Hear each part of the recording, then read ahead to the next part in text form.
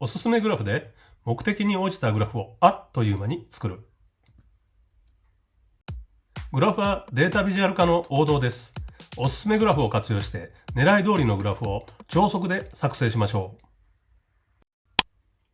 う。表内のいずれかのセルを選択して、挿入タブのおすすめグラフボタンを押します。ダイアログが開き、Excel がおすすめのグラフを提案してくれます。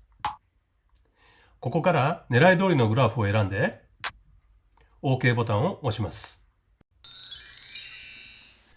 はい、超速で意図通りのグラフが出来上がりました。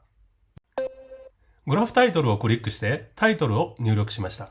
これでグラフが何を意味しているのかがわかりますね。